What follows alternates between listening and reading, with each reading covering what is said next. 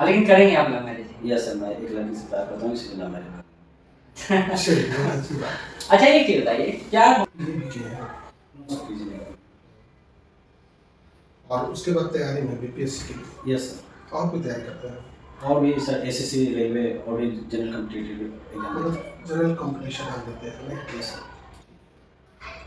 तो आपका मतलब इसका मतलब कि अभी जो जॉब प्रायोरिटी है, कहीं Yes. नौकरी ले, यस अभी तो वही है। Yes sir. ऐसा तो नहीं है कि नहीं नौकरी जब भी करेंगे तो सिविल सेवा का करेंगे, सब तरह की कोई बात है? सर सिविल सर्विस के प्रति बचपन से रुझान रहा है, परंतु चूँकि मैं एक कृषक परिवार से आता हूँ, तो उसके लिए रोजगार के लिए इधर उधर भी एग्जाम देता हूँ। क्या है? अभी सर मैं अपने घर से आ रहा कहाँ हूँ, है? जम्मू। मेरे जम्मू से आ रहे हैं? नहीं सर, रहते यहीं पटना में हैं। पटना में? अभी मैंने पूछा आपसे अभी कहाँ से आ रहे हैं, तो जहाँ पटना में जहाँ से आप आ रहे हैं वो बोलिएगा। यस सर, लोहानीपुर से आ रहा हूँ। लोहानीपुर से कितने दिनों से लोहानीपुर में रह रहे हैं? सर 3 सालों से। 3 साल। लोहानीपुर का कुछ ऐतिहासिक महत्व है? यस सर, लोहानीपुर का ऐतिहासिक महत्व है। मौर्यकालीन वहाँ कुछ याक्षिणी की प्रतिमाएं भी मिली है और जैन प्रतिमाएं भी मिली है। मौर्यकालीन यक्षिणी और जैन नहीं, ये मौर्यकालीन यक्षिणी और जैन प्रतिमा जो आपको लोहानीपुर से मिली है, मौर्यकालीन कला के विषय में कुछ बता सकते हैं? Yes sir. क्या? मौर्यकालीन सबसे ज़्यादा उनका जो खास करके जो विशेषता था कि उस कला में प्रस्तर का प्रयोग व्यापक मात्रा में पहली बार शुरू हुआ था, इसलिए वो कला का प्रतिरूप ज़्यादा जगहों से मिलता है, प्रस्तर का प्रयोग से। मेरा कहना है कि अच्छा ये जो यक्षिणी और की जो मूर्ति मिली है, हाँ आप शायद पढ़े होइएगा कि मौर्य काल में 2 प्रकार की कलाएं प्रचलित है या उसको इतिहासकारों ने उसका वर्गीकरण किया। Yes sir. एक राजकीय कला और एक लोक कला। Yes sir. तो जो यक्षिणी की मूर्ति है वो किससे संबंधित है? हाँ, यक्षिणी की जो प्रतिमा है सर, वो राजकीय कला से संबंधित है। राजकीय कला। अच्छा ठीक है, हिस्ट्री ऑप्शनल है नहीं? Yes sir. हिस्ट्री ऑप्शनल है और आपने इसलिए तो पढ़ा ही होगा। Yes sir. अब ये बताइए, क्रीमिया संकट इतिहास में यस सर। पढ़ना है, यस सर। क्या है क्रीमिया संकट? सर क्रीमिया संकट रूस के साथ जो पहले यूएसएसआर थे, उसमें से एक कंट्री बटा था 1991 में, Crimea. Country Crimea? Yes sir, क्षेत्र का नाम है क्रीमिया। आपने क्या बताया, क्रीमिया क्या बना था 1991 में? देश? नहीं सर, एक क्षेत्र है जिसका रूस के साथ 2014 में विवाद था। उसको जब रूस ने उस पर हमला किया तो यह एक वैश्विक विवाद बन गया था। मेरा कहना क्षेत्र तो वही है। क्या 181 क्षेत्र था क्रीमिया? ये तो नहीं याद नहीं आ रहा। ठीक, ये बात हुई। अभी जो वैश्विक राजनीति है यस सर। वो कुछ अजीब तरह का उसका ट्रेंड्स दिख रहा है, यस सर। आप महसूस करते हैं इस बात को? Yes sir. क्या ट्रेंड, क्या महसूस कर रहे हैं? सर डोनाल्ड ट्रंप के जो अति राष्ट्रवादी जो उनकी महत्वाकांक्षा है, उसके कारण पूरे वैश्विक स्तर पर देखा जा रहा है कि एक नव साम्राज्यवाद का जन्म हो रहा है। वैश्विक स्तर पर एक नव साम्राज्यवाद, ये नव साम्राज्यवाद क्या है? साम्राज्यवाद का मतलब होता है सर किसी भी एक बड़े ताकत के द्वारा जो छोटे ताकत के प्रति जो अधिपत्य की भावना होता है कि जो छोटे छोटे ताकत है वो मेरे अधिपत्य को मान लें, यही जो गुण होता है वो साम्राज्यवाद कहलाता है। क्योंकि 20वीं सदी में जब द्वितीय विश्व युद्ध के बाद साम्राज्यवाद लगभग समाप्त हो गया था, उसके बाद धीरे धीरे जो कंट्री, 2 डोमिनेंस कंट्री थे, यूएसएसआर और ये अमेरिका, तो अब जो अमेरिका क्या चाह रही है, जिसे छोटे छोटे अमेरिका, खास करके दक्षिण अमेरिकी कंट्री या फिर कनाडा पे या किसी भी क्षेत्र पे अपने हितों को साधने के लिए अपने विचारों को थोपती है, तो इसी को नव साम्राज्यवाद कहा जाता है। देखिए मूल अंतर क्या है वो हम साम्राज्यवाद और नव साम्राज्यवाद। साम्राज्यवाद जब था सर, जो पहले था, तो उसमें क्या होता था कि एक उपनिवेशवाद को जन्म देता था, एक प्रत्यक्ष रूप से शासन पर नियंत्रण होता था, जिसे इंग्लैंड ने भारत पर किया या इंग्लैंड ने अन्य देशों पर किया। लेकिन अमेरिका का नव साम्राज्यवाद ये है कि उनके विचारों को आप मानिए, जैसे बोर्ड ऑफ पीस का मेंबर्स बन जाइए, यूएनओ का बात नहीं मानिए, जो उनका टैरिफ है, जो जिसे रसिया के साथ वो व्यापार करने के लिए मना करते हैं, तो उनके साथ तेल या गैस ना खरीदें, ये सारा चीज़ जो गुण है उनका, वही नव साम्राज्यवाद। ठीक है, ये नव साम्राज्यवाद वैश्विक व्यवस्था को किस प्रकार संकट में डाल सकता है? सर अब जो युग है वो बहुपक्षवाद का है और सभी खास करके अधिकांश कंट्री जो हैं ग्लोबल साउथ से जुड़े हुए हैं। तो अगर इस तरीके से अगर नव साम्राज्यवाद का जन्म होगा तो जो अभी ग्लोबल साउथ के अधिकांश कंट्री अभी विकासशील हैं और विकसित की तरफ अपना परिकल्पना कर रहे हैं या विकसित होना चाहते हैं, उनके रास्ता में एक तरीके से एक पत्थर के समान साबित होगा। अच्छा, नैम कम पता है नैम क्या है? Yes sir. क्या है? ये गुट निरपेक्ष आंदोलन था सर, जो 1960 के दौर में पंडित नेहरू और यूगोस्लाविया के टिटो और इंडोनेशिया के सुकर्णो के द्वारा शुरू किया गया। ये नैम अब लगता है कि डोरमेंट स्थिति में है। Yes sir. क्या आपको लगता है कि आज अगर नैम मजबूत रहा होता तो ट्रम्प के नव साम्राज्यवाद को अच्छा से चैलेंज करता? सर नैम भी तो लगभग 120 कंट्री का एक समूह था जो विकसित है, तो उनका सम्मेलन तो एक निश्चित समय पर हो रहा है, परंतु अब जो युग आ गया है वो छोटे छोटे समूह बनाकर आगे बढ़ने का हो गया, जो 2 कंट्री 4 कंट्री बहुपक्षवाद मैंने वैश्विक बहुपक्षवाद किया, जैसे ब्रिक्स हो गया और इसी तरह से I2U2 हो गया, क्वाड, ऐसे ऐसे संगठन अब ज़्यादा मतलब डोमिनेंस दिखाना या ज़्यादा कारगर साबित हो रहा है। ये बोलिए कि जब आपने कहा कि स्मॉल ग्रुप्स का बन रहे हैं ना, तो ये स्मॉल ग्रुप्स के जो बन रहे हैं तो भारत के संदर्भ में ऐसा कौन सा ग्रुप जो है इसके लिए बेहतर होता है? सर भारत के अलग अलग ग्रुप में अलग अलग उनके हित हैं। जैसे पश्चिमी के लिए अमेरिका के साथ उनका क्वाड ग्रुप है, एक I2U2 है जो मध्य एशिया के साथ और अमेरिका के साथ उनका ग्रुप है, और उसी तरीके से ये अपना एशिया के साथ जुड़ने के लिए उनका एक SCO भी है जिसमें रूस भी मेंबर्स है और चीन भी है। उसी तरह से ब्रिक्स भी है, ब्रिक्स में कई सारे कंट्रीज हैं। एक और बाकी ग्लोबल साउथ का सम्मेलन भी इंडिया करवाता है जिसके तहत वो अफ्रीका के अधिकतर देशों से जुड़ता है। एक G20 भी है, भी एक व्यापक समूह बनता जा रहा है। इस तरीके के अलग अलग ग्रुप में भारत का अपना एक अलग उद्देश्य होता है जिसके माध्यम से भारत अपने उद्देश्य की प्राप्ति करने का प्रयास करता है। विभिन्न ग्रुपों से जुड़े होने। हाँ यस। तो क्या ये इसके बीच कोई कंट्राडिक्शन नहीं होगा? आप कई ग्रुपों से जुड़े होते हैं, यस आपके अलग अलग इंटरेस्ट आप साथ रहे हैं, मतलब कि हमारा इंटरेस्ट है एशिया में तो वहाँ साथ है ऐसे साथ, तो क्या भारत की फॉरेन पॉलिसी को इसी तरीके से ये नहीं कर रहा है? नहीं सर, वो जैसे भारत क्या कर रहा है कि अगर अलग अलग ग्रुप जुड़ेंगे तो इसको एक बैलेंस बनाने का कुछ कहा जाता है, तो इससे ये भी नहीं लगेगा कि भारत USSR या मैंने रसिया या चीन के ग्रुप की तरफ झुका हुआ है, और ना ही ये लगता है कि भारत पश्चिम या अमेरिका की तरफ झुका हुआ है। एक बीच में बैलेंस बनाकर चल रहा है। बैलेंस बना। हाँ, और ग्लोबल साउथ के साथ जुड़कर ग्लोबल साउथ को एक आवाज भी के रूप में भारत प्रतिनिधित्व अलग अलग मंचों पर देता है। भारत उसका विरोध क्यों नहीं करता है यूक्रेन पर रूस के जबरन कब्जे का? सर यूक्रेन पर रूस के जबरन कब्जे का इसलिए भी विरोध नहीं करता है कि भारत रूस के साथ भी अच्छा संबंध बनाए रखना चाहता है। विरोध तो नहीं करता है, परंतु भारत ये जरूर कहता है कि कोई भी मसले का जो हल होता है युद्ध नहीं हो सकता, शांति का हमेशा पक्षधर रहा है और बातचीत के तहत इसका मैंने सोल्यूशन निकालने की बात करता है। तो भारत सब ठीक है, तो जो है आपका, आपने एक और चीज यहाँ पे लिखा कि आपका हॉबी है वो watch and play cricket. Yes sir, yes sir. बता सकते हैं कि सचिन तेंदुलकर पहला इंटरनेशनल मैच किसके खिलाफ खेले थे? सर सचिन तेंदुलकर ने अपना पहला क्रिकेट मैच पाकिस्तान के खिलाफ खेला था। यस ये सब मुझे जहाँ तक याद है, परंतु एक और मैं रिकॉल करना चाहता हूँ। यस सर, पाकिस्तान के खिलाफ। पाकिस्तान के खिलाफ खेले थे? Yes yes sir. कितने विश्व कप खेले जा चुके हैं सर? T20 या 50-50? 50-50 सर मेल या फीमेल का? मेल का। मेल का सर 12 विश्व cup sir, 12। Yes sir. Bharat कितना विश्व कप जीता है? 2 सर। पहला कौन जीता? पहला जीता था 1983, कौन खेला? कपिल देव। किसके खिलाफ फाइनल जीता? फाइनल वेस्ट इंडीज को हराया था। वेस्ट इंडीज का captain Clive Lloyd sir. Clive Lloyd. Yes. ठीक है। एक बताइए, वर्ल्ड का बेस्ट बॉलर आप किसे मानते हैं आपके अनुसार? वर्तमान में सर मैं मोहम्मद शमी को मानता हूँ। सब यस अपने भारत यस मानते हैं। सर, वो बड़े टूर्नामेंट्स में अच्छे प्रदर्शन करते हैं हमेशा। बड़े टूर्नामेंट्स में अच्छा खेलते हैं, तो बॉलिंग का कुछ विशेषता बताइए। सर वो इन स्विंग और आउट स्विंग कभी भी करवा सकते हैं, गेंद पुरानी गेंद के साथ भी उनके गेंद स्विंग होता है, ये उनका सबसे बड़ी खासियत है। इन स्विंग करने के लिए बॉलर जो होता है वो बॉल पर उसका क्या ग्रिप होता है? अगर मान लिया आपको इन स्विंग फेंकना, आप फास्ट बॉलर है, यस सर। कैसा ग्रिप, आप कैसे उस बॉल को कैसे पकड़िएगा? सर उतना चलिए ठीक है सर।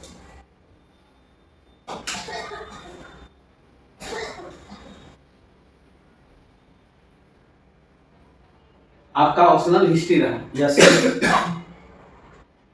और BSc math honours. Yes sir. ठीक। तो प्राचीन काल में है ना, मैथ में भारत का देन क्या रहा है? सर प्राचीन काल में कहा जाता है कि भारत ने जीरो का आविष्कार किया और दशमलव प्रणाली का जनक माना जाता है। भारत पाइथा ये त्रिकोणमिति में भी भारत का जो शुरुआती योगदान माना जाता है। आप किन को प्राचीन भारत में अच्छा गणितज्ञ मानते हैं? आर्यभट्ट और ब्रह्मगुप्त। ठीक है, तो आर्यभट्ट का कौन कौन सा सिद्धांत आपको मोटिवेट करता है? सर आर्यभट्ट ने शून्य का खोज किया था और दशमलव प्रणाली का भी उनको संस्थापक माना जाता है। दशमलव प्रणाली आखिर है क्या? सर दशमलव प्रणाली ये है कि पहले जो गिनती होता था वो काफ़ी कॉम्प्लेक्स होता था। जब से ये दशमलव प्रणाली आया तो मतलब गणितीय समस्याएं काफ़ी आसानी से सोल्व होने लगी। है क्या ये? सर दशमलव प्रणाली मतलब बेसिकली होता है वो 10 को वो निरूपित करता है, उसका वैल्यू 10 होता है। 10 अंक की। यस, 10 अंकीय पद्धति।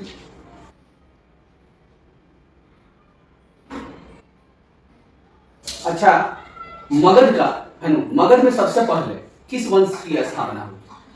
सर इसका इतिहास में प्रमाणित स्रोत है कि पहली बार अगर किसी साम्राज्य की स्थापना हुआ था तो आर्य वंश का स्थापना हुआ था, और वो मगध में ही आर्य वंश की स्थापना हुआ था। राजगीर उनका राजधानी। संस्थापक कौन था पहला? बिंबिसार। बिंबिसार को कहा जाता है कि बहुत दूरदर्शी शासक था। Yes sir. किस लिए कहा जाता है? सर वो उसने जो अपने राज्य काज को बढ़ाने के लिए युद्ध के साथ साथ वैवाहिक संबंध भी स्थापित किए, चाहे वो मद्र शासक के साथ हो या वैशाली के विदेश शासकों के साथ हो, तो वैवाहिक संबंधों के दौरान। और एक वैशाली के विदेह थे। जैसा वैशाली का ही मतलब विदेह जो उनका लिच्छवी जो उसने कहा लिच्छवी। Yes sir. और एक और विवाह स्थापित किए थे। मद्र शासक। और एक और वो सर उज्जैन वाला जो क्षेत्र है नहीं, सर एग्जैक्ट याद नहीं। यानी ये कौशल। अच्छा, कौशल से ये बताइए कि महात्मा बुद्ध का नाम सुने? ठीक है। महात्मा बुद्ध सबसे ज्यादा कहाँ उपदेश दिए थे? महात्मा बुद्ध सर सबसे ज्यादा उपदेश सारनाथ में दिया। सारनाथ में नहीं सर, उन्होंने सबसे ज्यादा श्रावस्ती में दिया था। ठीक है। तो श्रावस्ती किस प्रांत की या महाजनपद की राजधानी? कौशल का सर। कौशल। तो इनके समकालीन वहां का कौन सा राजा? प्रसेनजीत। ठीक है। और प्रसेनजीत के बहन का विवाह किससे हुआ था? सर बिंबिसार से। अच्छा, पाइथागोरस प्रमेय आपका मैथ है? Yes sir. तो पाइथागोरस प्रमेय क्या है?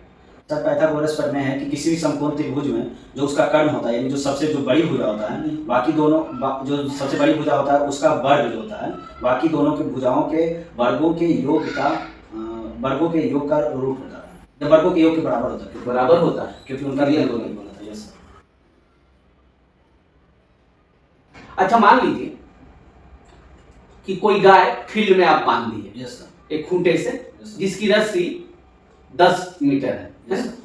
तो कितने क्षेत्र का घास चढ़ जाएगा? 10 मीटर है ना सर? हाँ। 314 मीटर स्क्वायर सर। है? 314। रस्सी 10 मीटर है। Yes sir. तो कितने मीटर का घास चढ़ जाएगी? 314 मीटर स्क्वायर सर। 314 मीटर। ठीक है। 314 एग्जैक्ट कैसे आएगा?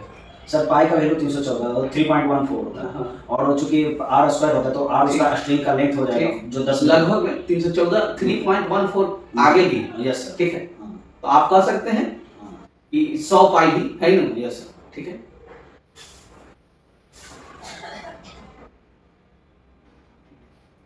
अच्छा, भारत में आईपीएल यस सर। कब से शुरू है? सन 2008 ईस्वी से। 2020 वर्ल्ड कप कब से शुरू है? सन 2007। तो 7 में कौन वर्ल्ड कप जीता? भारत जीता था सर। उस समय का कप्तान महेंद्र सिंह धोनी। ठीक है। किसके खिलाफ हुआ था ये? Final sir. हाँ। पाकिस्तान के खिलाफ।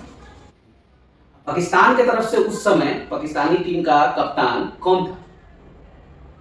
सर एग्जैक्ट तो नहीं याद पर अनुमान लगा सकता हूँ। लगाइए। मिसबाह-उल हक होंगे।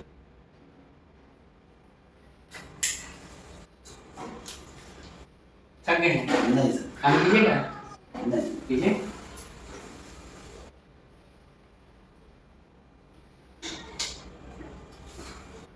सीधा हो जाना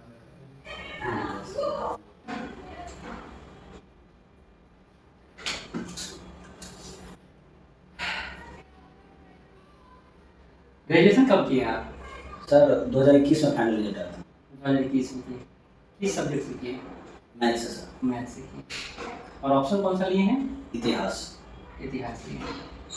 इतिहास रुचि का subject? Yes sir. Math boring है थोड़ा? नहीं सर, उसमें भी काफ़ी रुचि था, परंतु बीपीएससी के सिलेबस को देखते हुए और अपने पढ़ाई में थोड़ा सा विविधता को लाने के लिए इतिहास लिया। मैथ में विविधता कम है ना? नहीं सर, थोड़ा वो भी विविधता है, परंतु जो पुराना जो एजुकेशन पॉलिसी था उसमें आप आर्ट्स और साइंस की पढ़ाई एक साथ नहीं कर सकते। तो इसलिए मैंने तो मुझे आर्ट्स में भी एक अच्छी खासी रुचि थी, खास करके इतिहास विषय में। तो बाद में अगर बीपीएससी की तैयारी के दौरान इतिहास पढ़ने का मौका मिला तो मैंने इतिहास को वैकल्पिक विषय के रूप में चुना। अच्छा, ग्रेजुएशन में आपका कौन कौन सब्जेक्ट था मैथ के अलावा? फिजिक्स और केमिस्ट्री, यानी इतिहास इसके नहीं था? अलावा हिंदी का भी और अंग्रेजी का भी। इतिहास नहीं था मतलब? नहीं था सर। क्यों नहीं था? सर उस समय ग्रेजुएशन के साथ मतलब मैथ के साथ इतिहास को नहीं जोड़ा था, कॉम्बिनेशन नहीं था। कॉम्बिनेशन नहीं था सर। पोस्ट प्रेफरेंस क्या है आपका? सर पहला पे बीएएस, दूसरा पे बिहार पुलिस सेवा, तीसरा पे जेल सुपरिटेंडेंट है, और चौथे पे डिस्ट्रिक्ट कमांडेंट है। यानी 2 पोस्ट आपका वर्दी से जुड़ा हुआ है। वर्दी से प्यार है? Yes sir. तो बीपीएस को पहले क्यों नहीं रखे? सर बिहार प्रशासनिक सेवा में वही कार्यों को लेकर थोड़ा सा ज़्यादा विविधता था, लॉ एंड ऑर्डर का भी उसमें कार्य हो ही जाता था, तो लॉ एंड ऑर्डर में मतलब काम आप सीरियसली कुछ लेते हैं या फिर सब ऐसे ही ले लेते हैं? जैसा बातचीत करने लगता है कि आपको मतलब सिस्टम से कोई मतलब नहीं, आप जो सोच लिए वही सिस्टम हो गया, मतलब उसका कुछ पता किया आपकी? बीपीएस में लाइन ऑर्डर आता है या फिर बीएस में लाइन ऑर्डर आता है? सर दोनों में आता है। कैसे बीएस में आता है? सर बीएस में अगर आप कहीं का मजिस्ट्रेट हैं या एसडीएम है खास करके, तो आपको लॉ एंड ऑर्डर खास करके उन क्षेत्रों में जहां कमिश्नर प्रणाली लागू नहीं है तो अनुच्छेद धारा 144 लेकिन ये अनुशंसा कहाँ से जाएगा? डीएसपी लेवल से या फिर बीएस में डायरेक्ट चला जाएगा टीम लेवल पर? सर अनुशंसा तो उनको पुलिस ही रिपोर्ट करती है कि ऐसे ऐसे स्थिति उत्पन्न हो रहे हैं, परंतु एक तरीके से प्रशासनिक स्तर पर उन अंतिम फैसला उन्हीं को करना है। तो बीपीएस में ज़्यादा लोग इतना नजर आता है हमको लगता है, क्योंकि आप फील्ड में काम कर रहे होते हैं, एसडीएम ऑफिस में काम कर रहे होते हैं। अगर आप चाहते हैं कि एडवेंचर थोड़ा जॉब मिले, थोड़ा सा लाइन ऑर्डर सिचुएशन लोगों से मिलना जुलना, तो बीपीएस ज़्यादा बेटर लगता है। आपको क्या लगता है? सर बाकी विभागों में भी कार्य करने का मौका बिहार प्रशासनिक सेवा में मिलता है, इसलिए मैंने बिहार प्रशासनिक सेवा को। जैसे कौन सा विभाग? जैसे कला का क्षेत्र हो गया, खेल क्षेत्र हो गया, उद्योग हो गया। आपने मुझे शुरू में बोला कि आपको वर्दी से क्या है। Yes sir. लेकिन आप जो भी बता रहे हैं वो मुझे कहीं दिख नहीं रहा वर्दी। सर मैं 3 साल भारतीय नौसेना में गया। नौसेना में, ये बात रहा। तब तो आपको बीपीएस एग्जाम लेना चाहिए। मुझे लगता है एक अनुशासित व्यक्ति हमको मिलेगा, एक ऐसा व्यक्ति मिलेगा जो सेना में ऑलरेडी रह चुका है, अनुभवजन्य व्यक्ति है, उसके अनुभव का लाभ भी पुलिस सेवा में उठाया जा सकता है। और आप जैसा नौजवान अगर शामिल होता है तो हमारे बिहार राज्य का भी कायाकल्प होगा। क्या लगता है? सर ये बात भी सही, परंतु मेरी रुचि प्रशासनिक क्षेत्रों में भी था, इसलिए मैंने पहले प्रेफरेंस पे रखा। और जहाँ तक वर्दी का बात है और अनुशासन की बात है तो उसको मैंने दूसरे प्रेफरेंस पे रखा। और बाकी के भी 2 प्रेफरेंस जो हैं वो वर्दी वाली हैं, जैसे जेल सुपरिटेंडेंट हो और एक डिस्ट्रिक्ट कमांडेंट होगा। चलिए ठीक। जेल सुपरिटेंडेंट का हायरार्की क्या है? सर वो उसका भी नहीं पता। शादी हो गया? No sir. दहेज तो बिला करते हैं? दहेज पता पे है? Yes sir, yes sir. है। दहेज लेना अच्छी बात है? नहीं सर, अच्छी बात तो नहीं है, एक सामाजिक बुराई और कानूनी बुराई भी है। तो आप तो उसको बस चाहते हैं कि दहेज के साथ आप आगे बढ़ें? नहीं सर, ऐसा मेरा कभी अप्रोच नहीं रहा। अच्छा, आप लव मैरिज करेंगे या अरेंज मैरिज करेंगे? सर मैं विश्वास करता हूँ लव मैरिज में ज़्यादा बिलीव करता हूँ, और पर एक और फैमिली से सहमति लेना चाहूँगा शादी से ठीक रहने। अगर लव मैरिज बिलीव ही करते हैं तो फिर सहमति का बात ही कहाँ से आ गया? आप नहीं भी सहमत होंगे तो आप करेंगे? यस सर, वो मतलब लेकिन एक सहमति लेना नहीं मतलब करेंगे ना, मना कर देंगे तो नहीं करेंगे? सर मना कर देंगे तो फिर आगे फिर उनको मनाने का प्रयास करूँगा। अच्छा, लेकिन करेंगे आप लव मैरिज? यस सर, मैं एक लड़की से प्यार करता हूँ, इसलिए लव मैरिज। अच्छा एक चीज बताइए, प्यार बहुत अच्छी गुणवत्ता है, अच्छा फीलिंग है, क्या एहसास के आधार पर आप उन भावनाओं को ठेस पहुंचाएंगे जो आपको सांस्कृतिक रूप से आपको शुरुआत से जो प्यार मिला है, उस प्यार की अपेक्षा नए प्यार को आप ज्यादा तवज्जो दे रहे हैं? नहीं सर, ऐसी बात नहीं है। एक उम्र के बाद लोगों को प्यार होता ही है, और प्यार का नकारात्मक बिल्कुल भी नहीं है, वो हमेशा साथ देती है या कोई भी हो। तो जो एक दूसरे को साथ देना, हर चीज़ एक जो रिलेशन होता है उसका एक टाइम होता है। हर चीज़ हम माता पिता के साथ शेयर नहीं कर सकते, कुछ चीज़ों के लिए दूसरे। यानी एक समय बाद माँ बाप को वृद्धाश्रम भेज देना भी एक अच्छा पहलू हो सकता है आपके नजरिए से? नहीं सर, कुछ चीज़ें किसी खास दोस्त को शेयर किया जा सकता है। चलिए एक केस स्टडी है मेरे पास आप ही से। भारत में तलाक के मैटर बहुत ज्यादा बढ़ रहे हैं, आप सुने होंगे। Yes sir. और उसमें 75% तलाक के केसेज लव मैरिज का है, ये भी आपको डाटा लगा। तो एक और डाटा जान लीजिए, 48 घंटे के अंदर एक लड़की केस फाइल करती है तलाक का लव मैरिज में। लेकिन तब भी चलिए सबसे आगे बढ़ते हैं। आपका पुत्र जो होगा वो भी प्यार करते होंगे किससे, और आपको वो लड़की पसंद नहीं होगी, लेकिन आपका पुत्र रिजिड है इस बात को, लेकिन नहीं पिताजी हमको उसी से करना है, और उसके लिए आपको छोड़ने को भी तैयार है। आप क्या करेंगे? सर मैं हमेशा स्वतंत्रता और समानता का समर्थक हूँ, मैं उसे लव मैरिज करने का आदेश। आप लव मैरिज करें, चाहे इसके कारण आपको अलग ही क्यों ना होना पड़े? नहीं सर, वो चूंकि मेरा पुत्र है तो वो मेरे से आदेश ले रहा था तो मैंने दे दिया आदेश। अच्छा, बाद में जाके जो होगा देखा जाएगा। Yes sir. ऐसा ठीक है, बहुत अच्छा। एक बात और बताइए, अभी जो बिहार की स्थिति है, बिहार के मुख्यमंत्री हमारे एक यात्रा पर निकले, कौन सी यात्रा पर निकले? समृद्धि यात्रा से। आपको लगता है कि अब हमारे मुख्यमंत्री को पद से त्याग कर देना चाहिए और उनको सुपुत्र या किन्हीं और को ही पद दे देना चाहिए?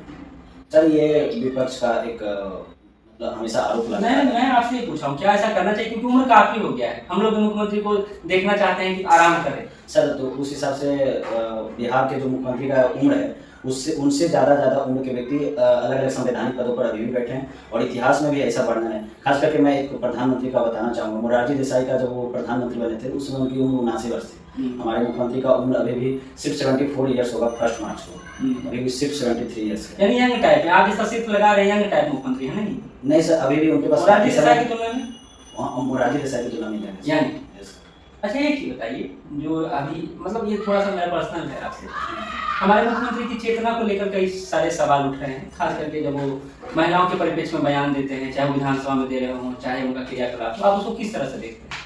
सर महिलाओं को लेकर जो उन्होंने विधानसभा में बयान दिया था वो थोड़ा अलग तरीके से उन्होंने बताया था, परंतु एक तरीके से परिवार कल्याण के या परिवार नियोजन के बारे में वो समझा रहे थे। हाँ उनका थोड़ा सा तरीका गलत हुआ था, परंतु उसके बाद उन्होंने जब पता चला था कि उनसे गलती हुई तो माफ़ी मांग लिया था। गलती